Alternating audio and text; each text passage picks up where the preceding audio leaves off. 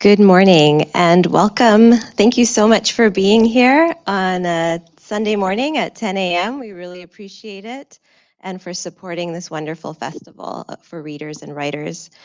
This festival takes place on the unceded homelands of the Squamish, Musqueam, and Tsleil-Waututh people, and it is on their lands that we have this privilege to live and work and play, and where we commit to honoring the teachings of the Indigenous communities that continue to live here.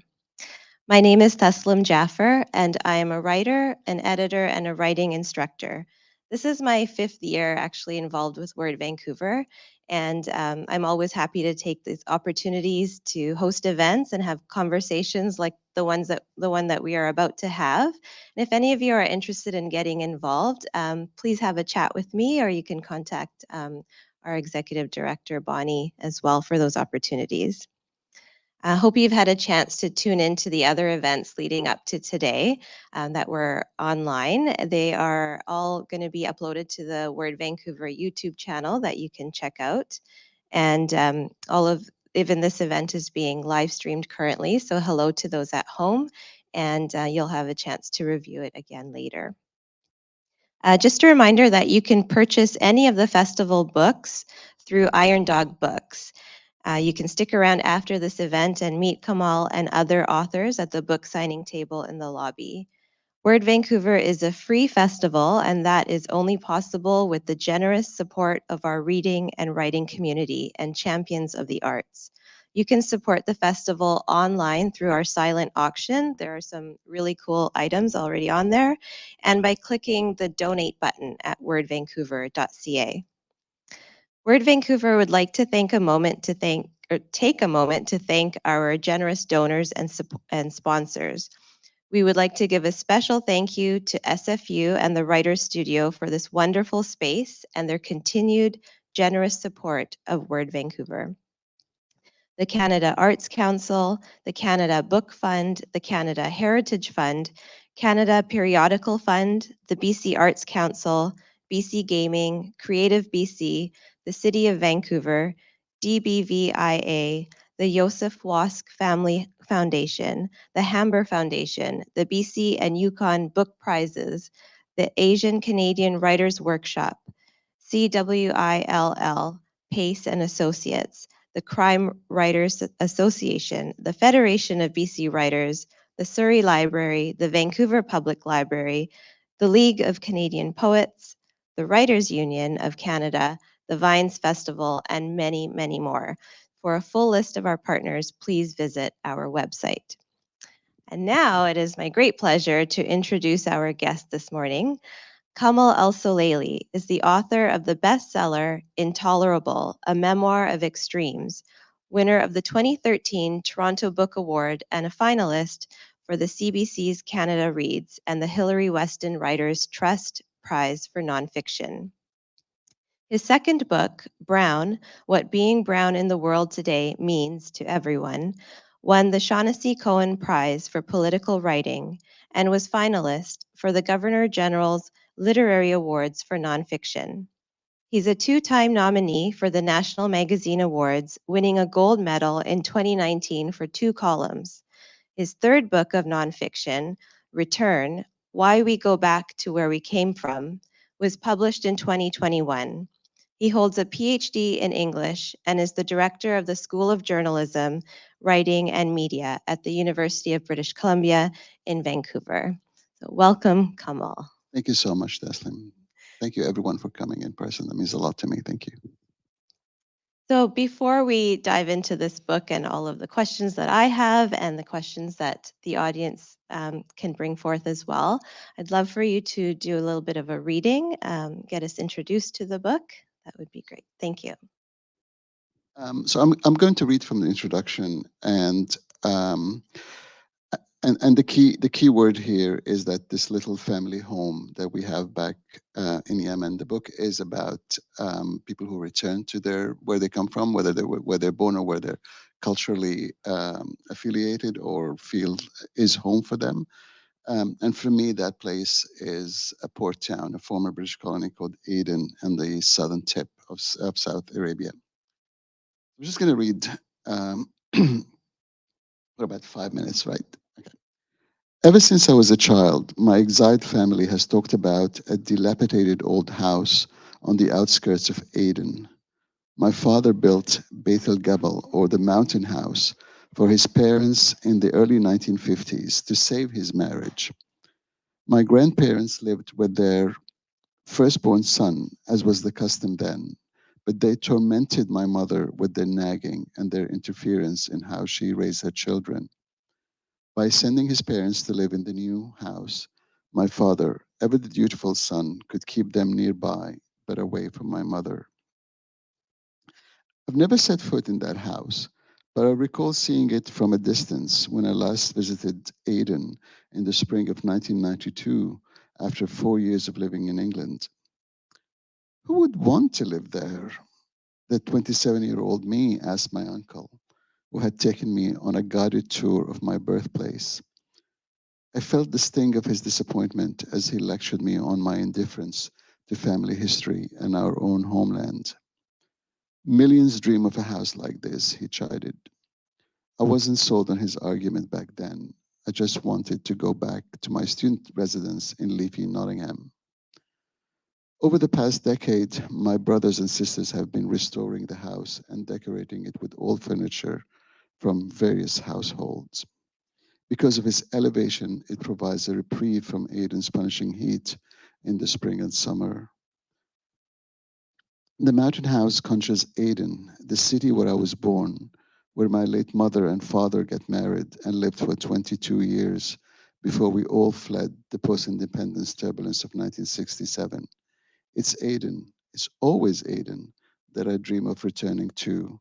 It's not Sana'a, where I lived as an adult for 2 years in the 1980s. It's not Cairo, my home for 15 years and my reference point for the Arab world. It's Aden, the former British colony where my family's history began, that keeps calling me back. I have an uncontrollable desire to return to the house, to live in it for however long I can. I want to feel close to my beginnings, to my great grandmothers who died before I was born, to the memory of aunts and uncles now all gone, whose faces stare at me from family photos, and closer still to my late mother, who was grateful to see her in-laws banished from there from her domestic kingdom.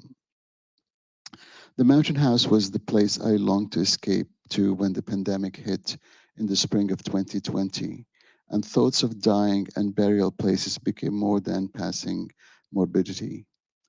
The unnamed heroine of Daphne du Maurier's Rebecca dreamed of going back to Manderley. I dreamed of a mountain house in Aden.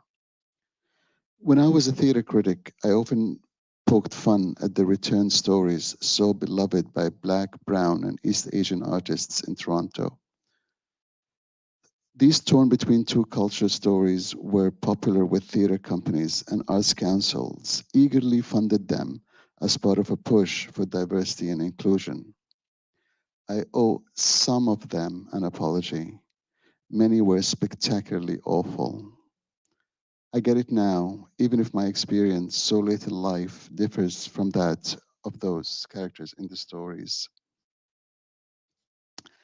I keep thinking of a scene from the film Bittersweet, a 2010 Egyptian comedy in which the lead character returns to Cairo to reconnect with his past after more than 2 decades in the United States. The character is called Masri. Masri tells an old family friend that his father's last wish was to spend his final days in the city. The friend responds with what I suspect millions of Egyptians think of when they encounter someone like Masri or me. These people are strange. They migrate, waste their lives abroad, and at the end of the day, they say, I want to go home and be buried there, as if the country is a big cemetery. Have I become the cultural cliche that I so often dismissed and that Egyptian filmmakers view as strange? I don't know why it's taken me so long to think of my own return, and I don't know if these thoughts represent a natural progression, a delusion, or a midlife crisis. All I know is that for the past 5 years or so, I've been thinking of return, my own and other people's. Thank you. you so much, Kamal. My pleasure. I just love that introduction. It's so beautiful, and there's so much to talk about just, in that, Thank your you. own story, and your book also encompasses other people's stories, so there's a lot to talk about. But I am very curious, having just read your memoir, and you also mention in your introduction all the different places that you have lived for much longer times than you spent in Aden. Mhm, Yet it's Aden that calls you. mhm. Have you um, been able to put into words, why it's Aden?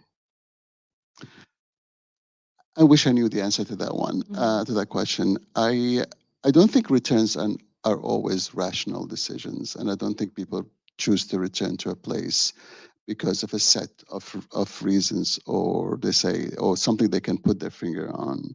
I think it's, if I were to offer some kind of guesses, it would be because this is where my family story began. This is where so my grandmother and my grandfather met, from both sides of the of my parents, and it's always had such a big allure to our family. It's My father was successful. This is where all of us. I'm the youngest of 11 children, so myself and all my siblings were born in Aden at different points, like from 48, when my late older sister was born, until I was born to 64. So it is a place that I've always had an ownership of, even though I've never lived in it. It's my family history, it's my family story, and I just feel that it is the one place in the world that I can claim to be my own, that I belong here. This is where I began, and my parents and everything. I can't say the same about other places because we were expats in other places, and I'm an immigrant here, a settler here. Even though I've lived in Canada now for 26 years, and I do love Canada, but our mutual friend Ailet Sabari described it beautifully once. It's like not one member of my ancestors ever walked on the streets of Canada. Mhm. So how could I call it home? Yes, that actually hits home, so to speak, for me. And before we started this event, I was telling Kamal I used to go to SFU, and so I thought I kind of knew where the parking situation would be here. And it was, of course, it's been 20 years. So, and Kamal said, "Well, this is Vancouver. Everything changes in a year." And that's actually what I was thinking about when you were just talking about history. And like when you go somewhere that's old in your family, that's where other people in your family have walked these roads and been to these places, like I can understand in Canada there's no history here of your family, or my family even, so I can understand that draw to be where there is history. And so with history, would you say we feel a bit more belonging where there's that? Yeah. Okay, thank you. So, in the book, you explore various stories of people who have their own individual reasons for return.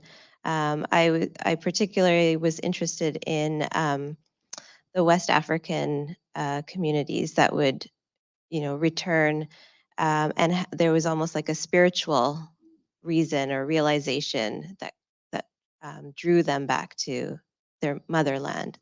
Can you talk a little bit more about that?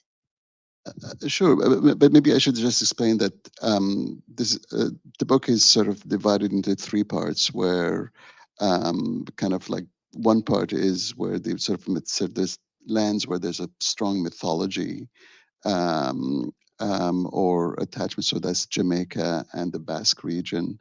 And then there are return stories that are very business kind of motivated, younger people trying to reclaim their connection to their ancestral homes. And so that's set in Taiwan and Northern Ireland, particularly Belfast. And then the final the third part is the real ancestral homeland.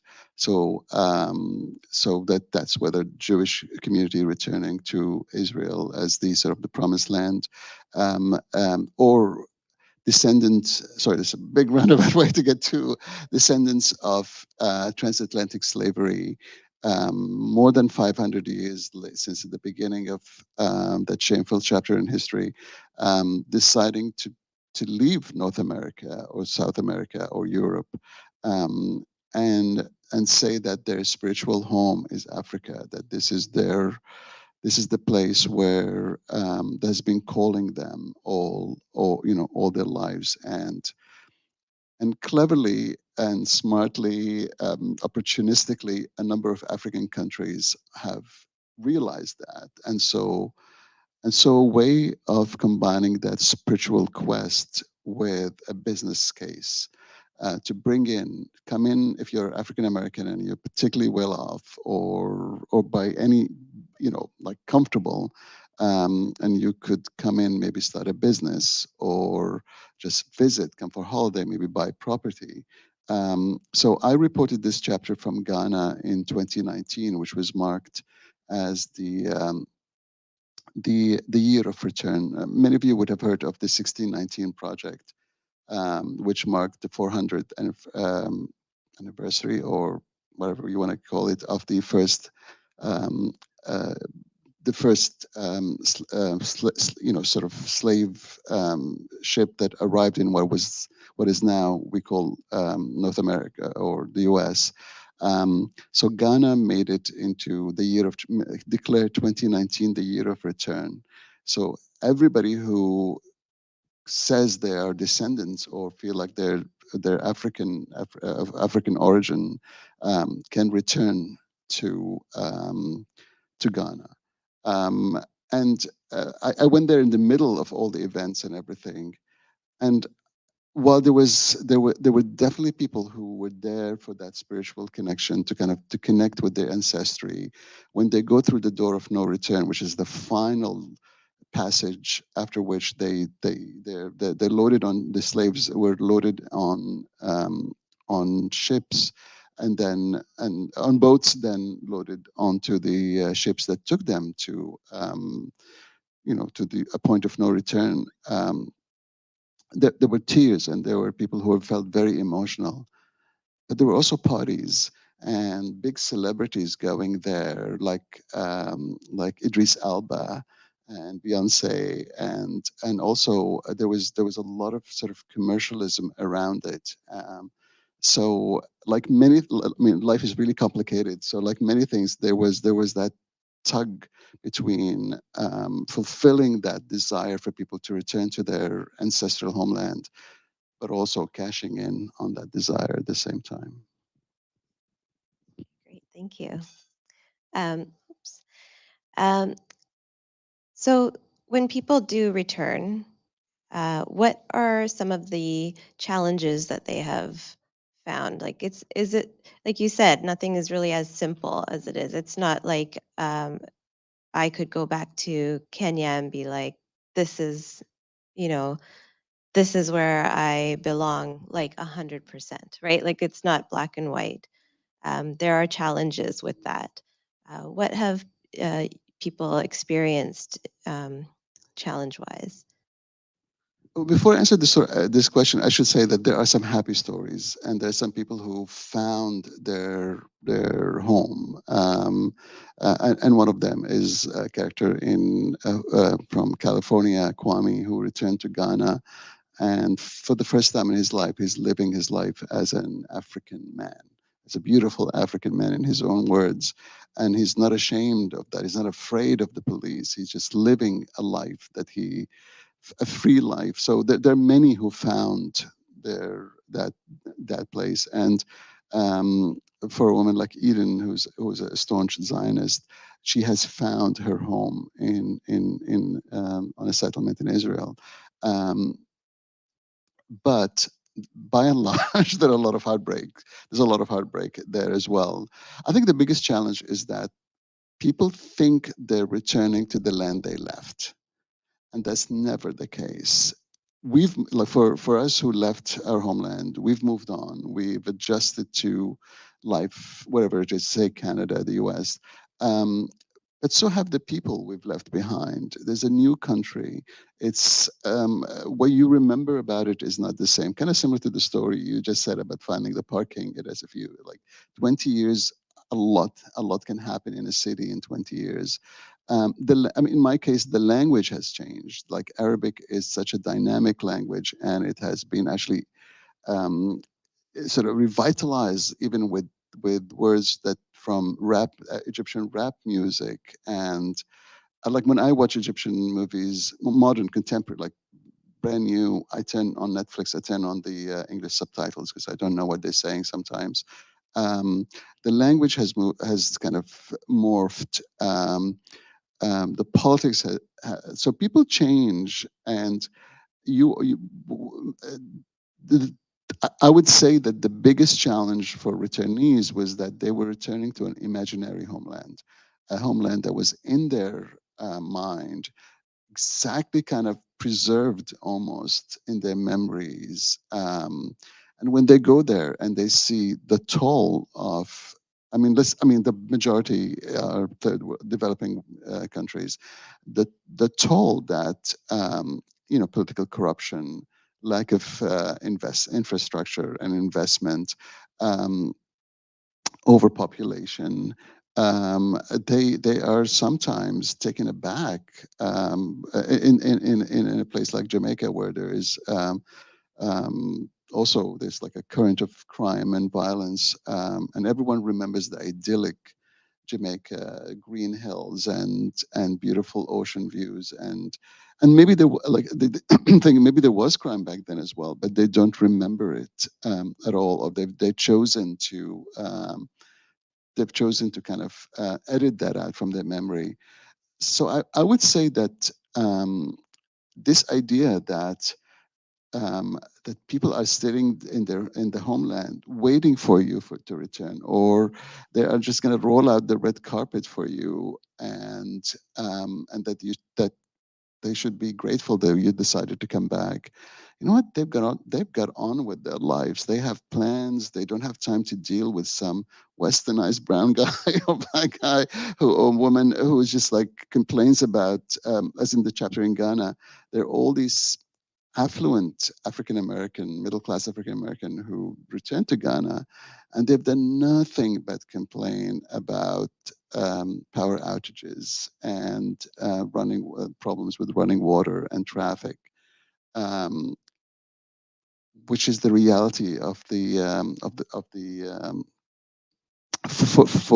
for um, people who never left. This is everyday reality, and there comes um, we share the same skin color, we share the same connection, but the thing is, we have lived somewhere else and got used to a certain standard of living, and then we go there and find ourselves disappointed that that standard of living that we decided to leave behind and go back is not there for us, which is kind of, I don't know, that I found that to be fascinating, annoying, complex, whatever you want to call it.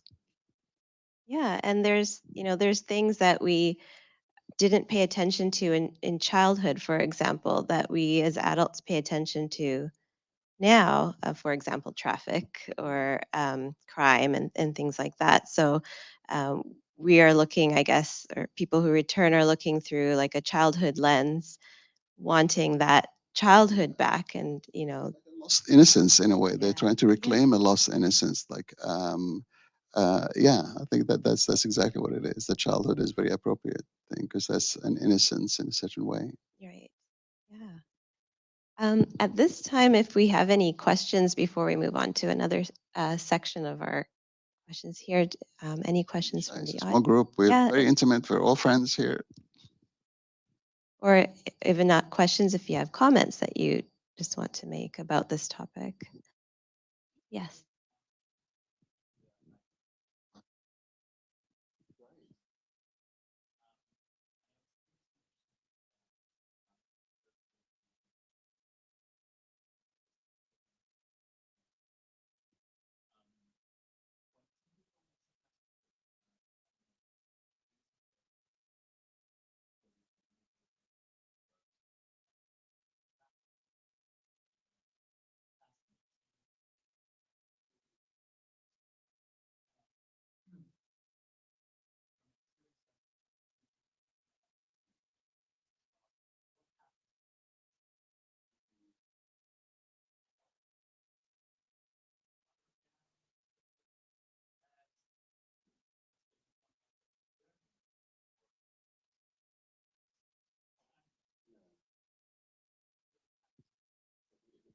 That's a really good question. Wow. I kind of start answering it personally. Not that I have returned yet, but that fascination with, in my case, sort of Western culture and Western language and literature, um, it doesn't go away, obviously. But what happens to it is that it goes through a more critical lens. So the classic example was the death of Queen Elizabeth more recently. I mean, my dad was a monarchist and he was a complete loyalist to Queen Elizabeth. He's long gone. He would have been devastated by her loss. They were born the same year, and he's always thought that that was a connection. Um, and and I, for the longest time, I shared that sort of Anglophile. But right now, I could also see it from a post-colonial perspective, from just kind of from a more critical viewpoint of privilege and what white privilege among other things. So that what in my case that's what happens is that that fascination is still there, but I have a different gateway into it that engages with it more critically. For those who go like I'm just trying to think if there's any. I, um, it's really hard to say how they feel. I think I think what I did notice, particularly um, uh, in Europe, in places like the Basque region and Northern Ireland, um, that there was a certain relief because in that case they were all American, like American. There was a certain sense of relief for having left the U.S. To be perfectly honest, that that things are not going in the direction they were hoping, and so most of this book was reported between 2018 and 19. By that time, Trump had been in power for a couple of years. There were clearly the ideals that everyone took for granted, that the US is a democracy, for example, that there's liberal democracy is the best system of governance. That was already clearly being undermined, and there were a lot of people who were kind of relieved, particularly as I said in the U.S. because of gun culture, violence, and that's also true of the majority of the characters that I interviewed in Ghana have left because there were two Canadians there have left Canada and the U.S. because of the sting of racism. So what their parents moved them there from Ghana to say Canada in the hope of a new life and a free life did not pan out for their children somehow. And I do think that has something to do with a certain moment in history, a certain moment in time, because if you're a baby boomer, you probably came to Canada, even if you worked in a factory, you were still able to buy a house and have a nice sort of put your kids through school and everything comfortably. I think the generation that it's coming, I mean, we have some young people here in the audience, so they can respond to that better. This where employment is much more precarious, and there's much more of a competition on resources. So when that happens, either nationalism or racism is much more noticeable. So I hope this is a rambling answer. I'm sorry, but thank you. Any other questions at this time? That was a really good one. Thank you.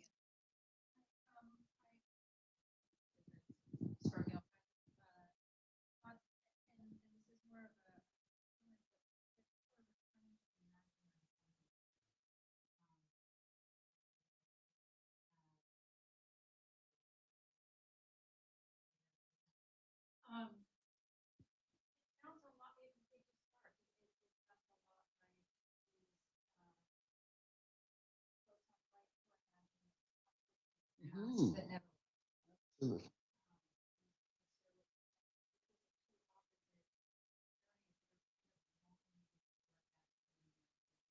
Mhm.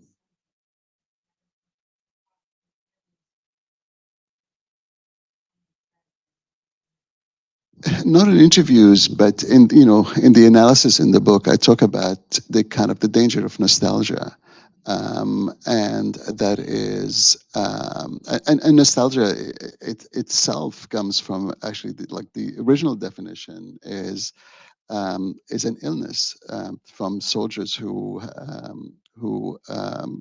it was in the 18th century. Swiss scientists, I can't remember the name right now, but who sort of diagnosed it from soldiers who were so homesick that it became during a war that it became a natural illness, and they would prescribe that they be returned to where they come from. So there's nost from home, analgia, which is like as you know, it's like a Latin. I hope it's Latin or Greek for an illness. So thank you for pointing that out, because you're absolutely right. There is this sort of dream of an idealized USA when women didn't have a say in political power, when immigrants knew their place, and gays did not come out of the closet just yet. And there's this so a lot, I mean, like the Take America Back in itself, I know it says, take it back, but take it back from who? And take it back from what? And the word back in itself suggests going back in time as well. So yes, there is some kind of connection, and a lot of the power of the far right in the US at the moment is built on some white ethno-state, nationalist ethno-state that it sort of predates immigrants, excludes African American contributions altogether, or would like to kind of to see that as limited as possible. So yes, you're absolutely right on that point. Great point. Thank you. Thank you. Yes.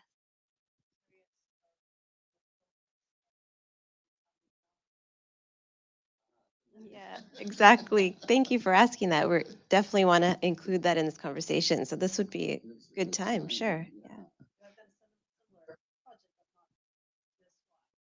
Are you you're doing? Oh, okay. What? Okay. Okay. Yeah. Yeah. Process. Okay, well, let's dive into process. Do it. So this is my second book of this is my third book, but this is my second book of that kind. Brown, which you refer to, is also a book of reporting. So I was a little bit more experienced during this book because I learned all the mistakes from Brown, that everything that went wrong, I try to avoid it. And the key word is planning. For me, is planning ahead and planning in advance. Um, so I start by making a kind of a wish list of destinations where the stories there and the theme of the book align. Um, and then I look at what connections do I have in each country. All you need is really one or two people in that destination who can open doors for you. The rest, I just need that one door open. I've been a journalist for 25 years. I know how to then to push the door even more and just and ask people to say, who else should I speak to? I don't arrive in any destination until I've had at least two or three interviews, major interviews confirmed. Um, so this was all before Zoom became an everyday thing. So you do on Facebook. I remember that, like Facebook video or Skype, um, and you try to do pre-interviews with people and just get the sense of who they are. And for me, the most important quality I look for is people who are generous. Are they going to be generous to you in terms of opening up to you, talking to you? Are they going to introduce you to more people, or are they going to be really guarded about? And if they're guarded, I may still meet them, but I will not sort of build a lot of hope on them. So in terms of meeting people, this is a kind of a process that begins 2 or 3 months before you reach the destination. You set up some of the interviews. I find that NGOs are the best way to work in local communities. Like I avoid government organizations, so I never knock on government's door. I think the one exception is the Basque region, because again, I had a friend who was well connected in Basque politics, and literally, like personally knew some people who are involved in the movement. So he connected me to some of the people he knew. But in general, I mostly use NGOs, friends, and friend of friends, and friends of friends of friends, and then leave some room for serendipity and chance meetings, because once you get there, you will find the people who you're looking for. You never leave an interview before asking, who else do you think I should be talking to? That's a key question at the end of every interview, even on the Skype interview. So in terms of finding people, that's the process. It's a lot of work, and honestly, I'm too old to do another book like this. I may never do after Brown, and like between Brown and this one, there's like 16 different countries and 16 different reporting trips. I mean, if and I'll be honest, if I didn't have a job in academia, as a professor at Ryerson first and now at UBC, although both books were written while I was at Ryerson, sorry, TMU, that's what they call it now. Um, if I didn't have that support in terms of grants for me to travel, project grants, of course, both books were written on sabbaticals, during sabbaticals. That's why I was able to, it's not like I left classes and went to report in the middle of classes. So that's has something to do with the privilege of being an academic as well. Okay. Sorry, did you have a question? No. Okay. So, that covers how you found people and the process of interviewing. But I have to tell you, when I read this book and when I read Brown, I was like, I loved reading it. I love reported pieces because you have like the facts, you have other people's stories. And then, of course, Kamal's story is also like weaved into this and his thoughts and analysis. I thought, my God, that's so much work. And to not just get the information, but to present it in with this balance of nonfiction and the creativity of it too. I guess that's why they call it creative nonfiction. But can you talk a bit about that balance of like telling other people's stories and highlighting all these other people's facts and other countries' facts, and then weaving your own story into that? How do you do that? God bless the line break. The line break allows you to get away with murder in nonfiction, which is like a break of sections basically, and that just has almost allows you to move from one direction, to bounce around different directions. So, like technically, if anyone is thinking about that, please realize that the line break is your best friend.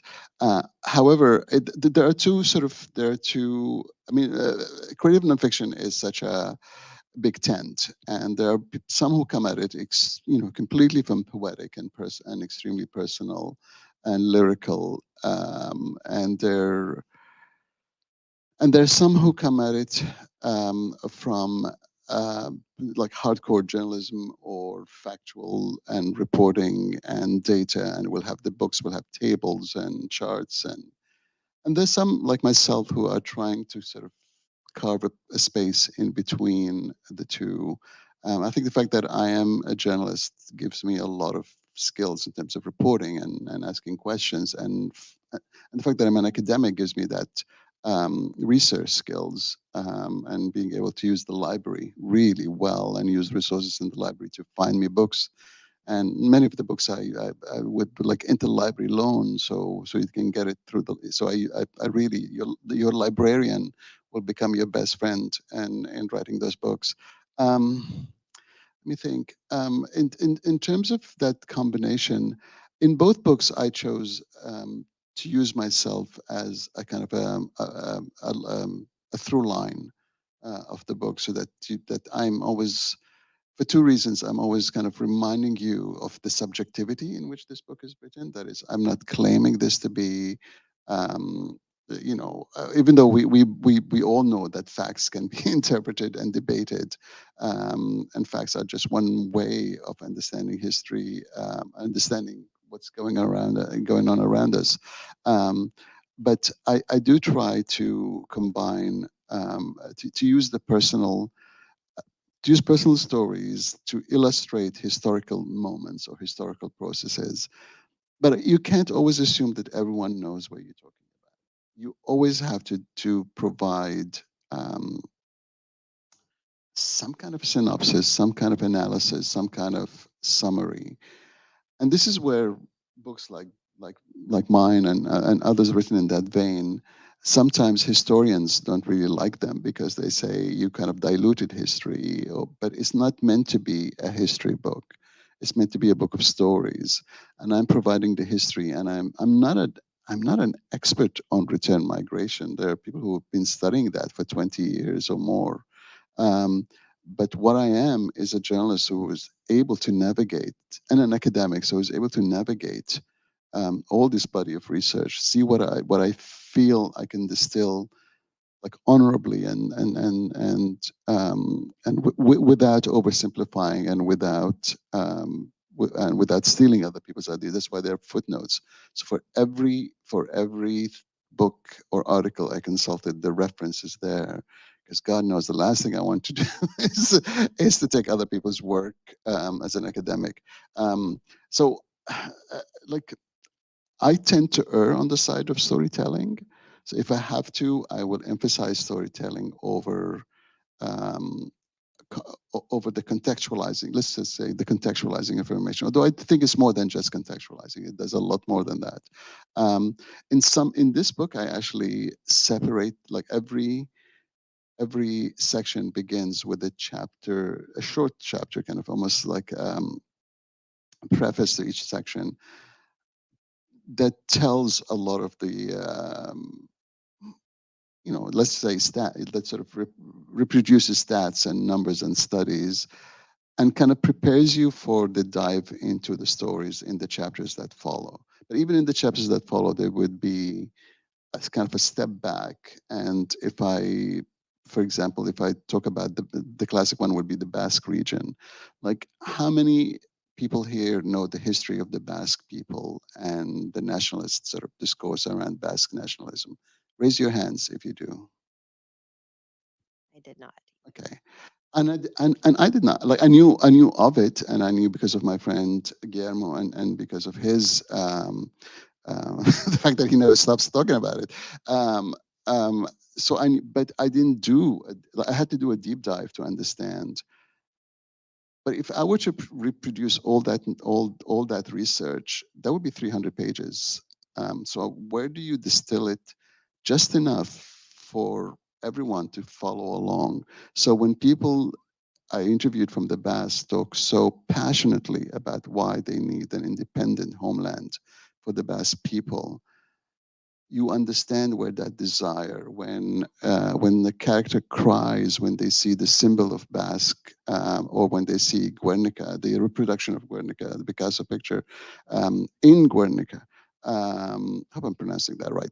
Um, and they cry, and you have to understand that's built on blood memory and centuries of feeling oppressed, or and oppressed and killed, like during the Franco years, General Franco completely suppressed, so that they were not allowed to speak, to even express what Basque culture is outside of a kind of a very folkloric tradition.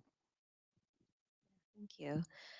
Yeah, I do want to say, if you read Return, if you're curious about this topic at all, you'll see a lot of his, like the footnotes, and yeah, everything's just great. Like you'll have lots more to read on the topic as well. And that also makes me think about, I was thinking as I was reading that this book seems to have stemmed from a curiosity. And then from this curiosity came this brilliant project. So what advice or what words do you have for a writer who's feeling curious, who's just at that beginning stage of feeling curious about something and wants to learn more about it? Like, I know it's probably a very big question. As a writer, As yeah. a writer, okay. Um, give My advice would be, give yourself the luxury of research. enjoy that process. That's the fun part, to be honest. It's the writing that's the hard part.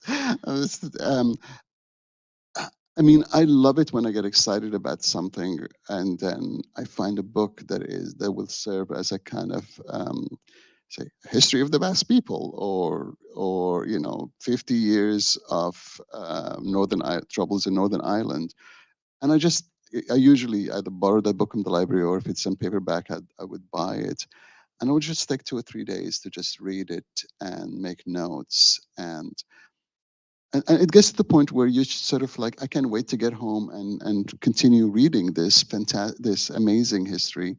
And the beauty of that is that you're not going to be examined on it later. It's not like, so it's no longer a textbook that you have to cram in order to pass an exam. This is just the pleasure of finding out, of sort of satisfying that curiosity so absolutely, it's a sense of curiosity.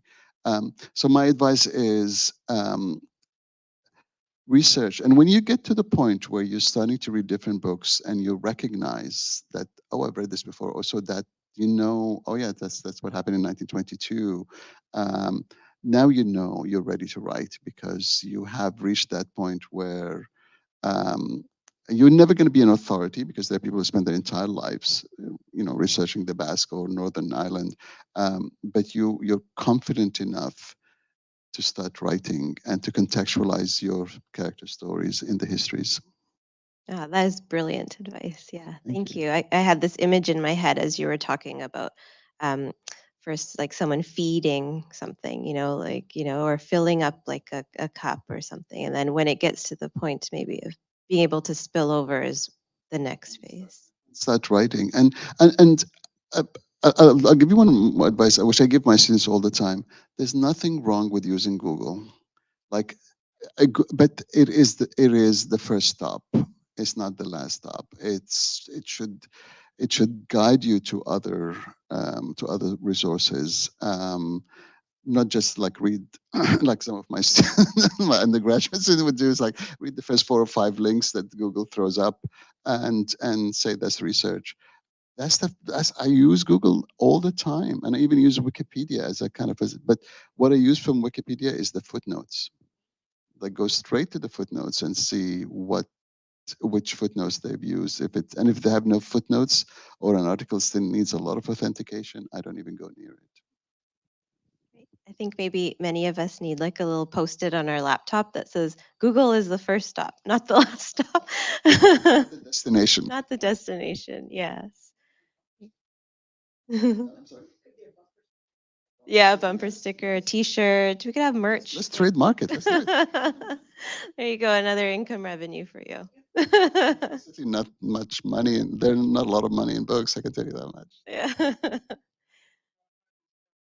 Yeah. Yes.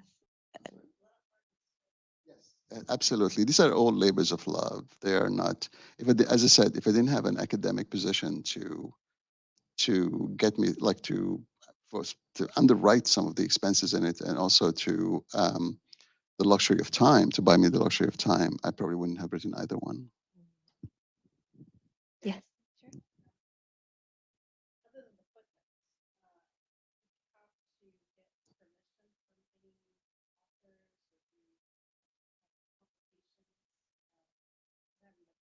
Right? No.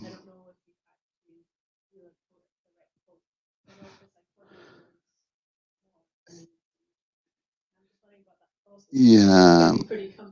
It is. It's mostly for creative work, but there is fair use, and this is sort of would be filed under social history. So it's footnoted. So it is fair use, and it's for the dissemination of knowledge. So as far as I know, and nobody in the this is the publisher's responsibility and not mine. But I don't think I've ever quoted as like 400 words in one block. I think, I mean, that's something I teach my students, is like, you really use quotations sparingly, and use the most sort of striking quotations you can find, and paraphrase the rest. Yeah, I don't think there was any 400 word blocks in there. Um, Yeah, that's great advice too. All the technical things that we should keep in mind, and quotes. I agree, they should be like powerful, and I spotted a watch on your wrist, Kamal. Do you mind just 7 minutes? Okay. Do we have any last questions? Yes.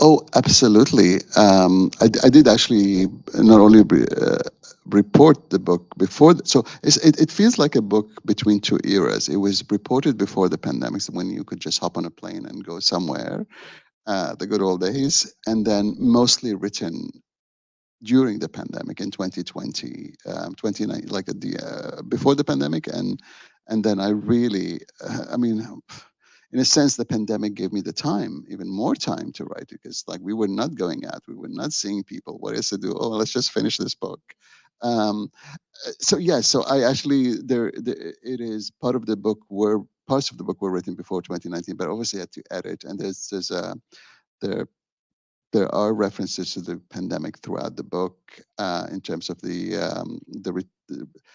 exactly. I think that in the chapter of the age, it's called the Age of Return. Maybe it begins with when borders were starting to close, and Prime Minister Justin Trudeau addressed Canadians, says, "Wherever you are, come home."